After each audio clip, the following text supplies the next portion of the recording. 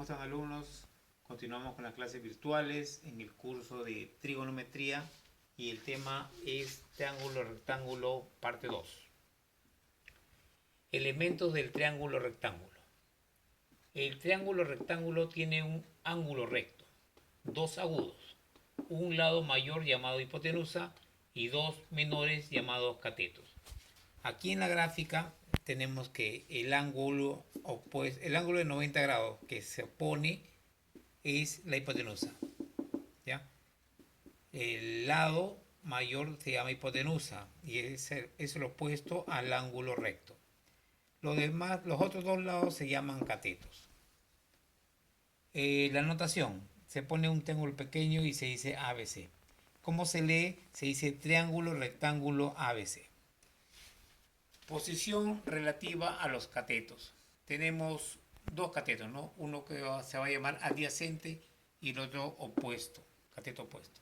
El cateto adyacente es un ángulo agudo, está formado por la hipotenusa y un cateto adyacente. Este ángulo acá, el ángulo agudo, está formado por el cateto adyacente y la hipotenusa. Por ejemplo, en esta otra gráfica acá, el ángulo formado está integrado por el cateto adyacente y la hipotenusa. El cateto opuesto. El cateto opuesto a un ángulo es el que no es lado del mismo. Veamos acá.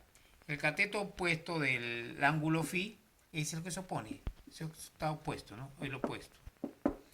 Y el cateto teta igualmente, ¿no? El que se opone. En el problema 1 vamos a ver lo siguiente. Indica los catetos opuestos a los ángulos indicados en los triángulos rectángulos. Acá tenemos 4 triángulos, ¿no? Uno de color rojo, negro, azul y verde. Acá tenemos un ángulo, todos tienen un ángulo y vamos a ver cuál viene a ser el cateto opuesto con respecto al ángulo referido. Aquí vemos en el triángulo rectángulo ABC. Nos están indicando el triángulo rectángulo ABC. El cateto que se opone a alfa viene a ser ¿quién? 3. El que se opone a alfa viene a ser 3.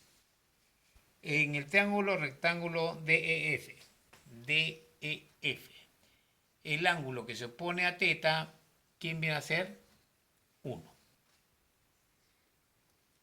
En el triángulo rectángulo MNP, el ángulo que se opone a phi, ¿quién viene a ser? 2.